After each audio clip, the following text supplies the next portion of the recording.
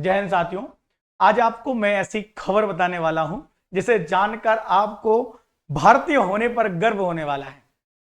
चलो हम कहीं पर तो ऊपर हैं, शीर्ष पर हैं। हम आज ऐसी बातें क्यों कर रहे हैं साथियों? आपको पता है कि जनसंख्या के मामले में हमने चीन को भी लताड़ दिया है, हम सबसे शीर्ष पर पहुंच चुके हैं। तो इसमें कौन सी तीर मारने वाली बात हो गई? और मैं आज ऐसी बातें क्यों कर रहा हूं?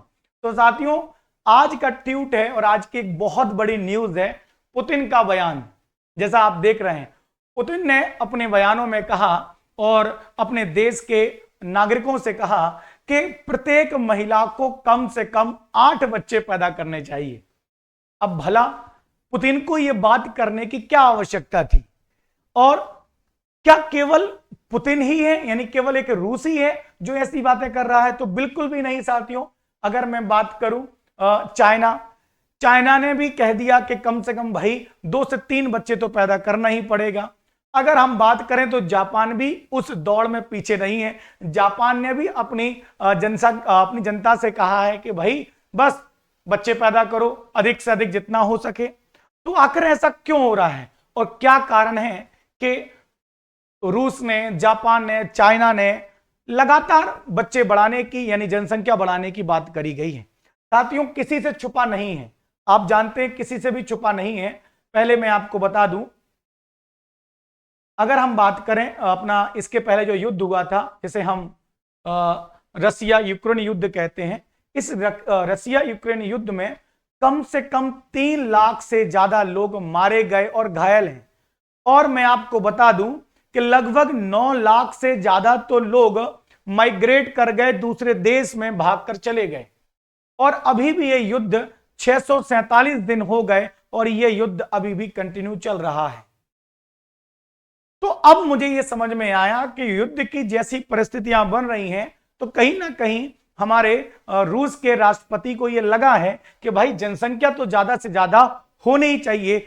इस कारण हमारे रूस के राष्ट्रपति व्लादिमीर पुतिन ने यह बात कही है। अब उनका ये थोड़ा सा न्यूज भी देख लेते हैं। जैसा कि आपके सामने दिख रहा है, उन्होंने साफ साफ ये कहा है, रशियन महिलाओं को 7 से 8 बच्चे पैदा करने चाहिए, राष्ट्रपति पुतिन बोले। यह कोई नई बात नहीं है। ये इन्होंने क्यों कहा, उसके पीछे की वजह भी देखें। उन्होंने बताया भी है इस बारे में कि रूस के राष्ट्रपति पुतिन का कहना है कि महिलाओं को 7 से 8 बच्चे पैदा करने चाहिए। अब अगला देखें, यह पुरानी परंपरा है, जब दादी और परदादी के पास इससे भी ज्यादा बच्चे हुआ करते थे। पुतिन की यह अपील यूक्रेन युद्ध के बीच आई है, इसकी वजह से लाखों रूसी ने अपना देश छोड़ दिया है। चलो साथियों, ये बात तो समझ में आ गई कि युद्ध के दौरान जो क्षति हुई है, इस क्षति से परेशान होकर पुतिन साहब ने यह बात कही है। अब मैं बात करूं, केवल पुतिन नहीं, मैंने बताया चीन के जिनपिंग साहब ने, न केवल रूस, न केवल जापान, लगभग बहुत सारे देश जनसंख्या वृद्धि की बात करते हैं।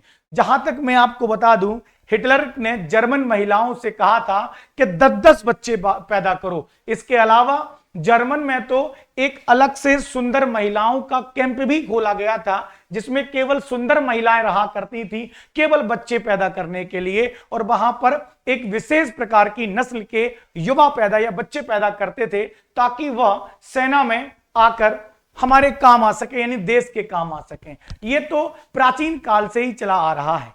अब एक बात और मैं बताना चाहता हूं। अगर मैं बात करूं कि छोटे परिवार के क्या लाभ हैं, मैं जानता हूं, आप जानते हैं, जैसे हम न्यूक्लियर फैमिली कहते हैं, हम दो, हमारे दो बच्चे ही अच्छे बच्चे हैं, ऐसे कुछ कोटेशन चलते हैं। साथियों, अगर मैं छोटे बच्चे की बात करूं तो छोटे परिवार की बात करूं तो छोटे परिवार सुखी परिवार के रूप में होते हैं। क्यों?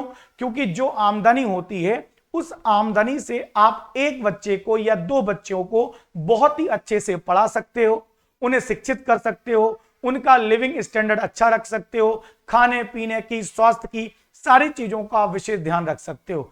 आपने देखा भी होगा कि भारत में या किसी भी देश में यदि किसी कपल के 1 या 2 बच्चे हैं, तो देखना वह बच्चे बहुत अच्छे से पढ़े लिखे होते हैं, अच्छी नौकरी चाकरी, एक आर्थिक रूप से संपन्न रहते हैं। बजाय उनके जिनके 10-10 तो बच्चे हों, जिनके 4-4 से 4-4 5-5 बच्चे हों, उनकी हालत कैसी होती है? कम पढ़ते हैं, कम पढ़े लिखे होते हैं, भुखमरी छाई जाती है, घर में खाने के लिए नहीं होता है, कहीं भगवान दे रहे हैं और ये बच्चे ले रहे हैं, इस टाइप का काम नहीं, गलत हो जाता है। लेकिन साथियों, न्यूक्लियर फैमिली के भी कुछ नुकसान हैं जो पुतिन ने बताया। उन्होंने बताया कि आप प्राचीन समय की बातों को याद करो, दादा दादी के जमाने को याद करो, नैतिकता को याद रखो। आपने भी देखा होगा, जब हमारे भारत में अक्सर, पहले की बात करें हमारे पिताजी के समय की, लगभग एक परिवार में 4, 5, 6, 7 बच्चे तो होते ही थे, ये कोई बड़ी बात नहीं थी। और उस समय का जमाना आप देखो साथियों, एक घर में सभी लोग रहा करते थे, बड़ी दीदी, छोटी दीदी, छोटे भैया, मझले चाचा, मझले काका, सजले काका, पूरा परिवार एक साथ रहा करता था। दादी का वो प्यार, दादी का वो स्नेह और दादा के साथ वो सोना, उनके साथ घूमना, एक कहीं ना कहीं नैतिकता को बताता है। जो हमारे देश की संस्कृति, हमारे बच्चों में जो संस्कार थे, वह एक संयुक्त परिवार के रूप में पैदा हुए। लेकिन जनसंख्या कंट्रोल करने के लिए जब हमने उन्हें कमजोर यानी उसे कम करना चाहा और एक संयुक्त परिवार जब एक न्यूक्लियर फैमिली के रूप में बना, तो कहीं ना कहीं हमें नैतिकता की क्षति तो पहुंची है। लेकिन पुतिन का कहना क्या है? पुतिन का कहना क्या है कि बड़े परिवार को आदर्श बनाओ, बड़े परिवार को आदर्श बनाओ, नहीं तो देश को दिक्कत हो सकती है। अब वो लोग कैसे, ये उल्टा कॉन्सेप्ट कैसा हो गया कि अधिक जनसंख्या पैदा करेंगे, बढ़ेगी तो देश को फायदा होगा। उन्होंने कहा कि हमारे देश में आर्थिक तरक्की की चाह करने वाले लोग कम हो रहे हैं। कैसे? सोच के देखिएगा, एक कपल है, पढ़ा लिखा, उसने खूब पैसा कमाया और एक शहर में 4-5 प्रॉपर्टी ले ली। अब उसका केवल 1 या 2 बच्चे ही हैं। अब 1 या 2 बच्चों के पास सब कुछ है, 3-4 घर हैं, वो आर्थिक संपन्न है, तो क्या उसकी आर्थिक तरक्की की चाह कम नहीं होगी? बिल्कुल आर्थिक तरक्की की चाह कम हो गई। और फिर वो मेहनत नहीं करेगा, और जब मेहनत नहीं करेगा तो कहीं ना कहीं आर्थिक वृद्धि दर नीचे भी हो सकती है। ये कहना है हमारे पुतिन साहब का। अब रही बात चीन की, तो चीन में तो आपको पता है कि चीन में चीन में तो था ना 1 चाइल्ड पॉलिसी, लेकिन भाई अब चीन ने भी स्पष्ट कह दिया है। आप देखिएगा, चीन ने साफ साफ कहा है कि भाई अब तो बच्चे पैदा करो। कारण है कि चीन में युवा कम हो गए हैं और वृद्धों की संख्या ज्यादा है। जापान भी सेम ऐसे ही है। और हालांकि इसकी आवश्यकता क्या है जनसंख्या बढ़ाने की, और पहले और अब में अंतर क्या है, मैं आपको बताता हूं। साथियों, होता क्या है कि अभी यूक्रेन का और जैसे अपना पुतिन का युद्ध चल रहा है, रूस का युद्ध चल ही रहा है। इस कहीं ना कहीं युद्ध में जो युवाओं की, जो सैनिकों की, सिपाहियों की क्षति हुई है, उस कारण कहीं ना कहीं एक दिक्कत आई है कि सिंगल जो पेरेंट्स हैं, सिंगल चाइल्ड पेरेंट्स हैं, वो अपने बच्चों को फौज में नहीं भेज रहे। और बात सही है, कहीं ना कहीं आपने देखा भी होगा साथियों, गांव में अक्सर हमारे यहाँ कि ये नहीं, हमारा तो एक ही बच्चा है, हम नहीं भेजेंगे उसे फौज में, कहीं कुछ हो गया तो। हाँ, ये 1 चाइल्ड पॉलिसी में ये दिक्कत तो है कि फिर फौज में बच्चे कहां से मिलेंगे? पेरेंट्स ना बच्चों को पहुंचाएंगे ही नहीं। लेकिन जिनके 2 या 3 संतानें होती हैं, वो कहता है अरे एक बच्चा तो देश के ही नाम। ये कुछ फायदे हो जाते हैं इसके।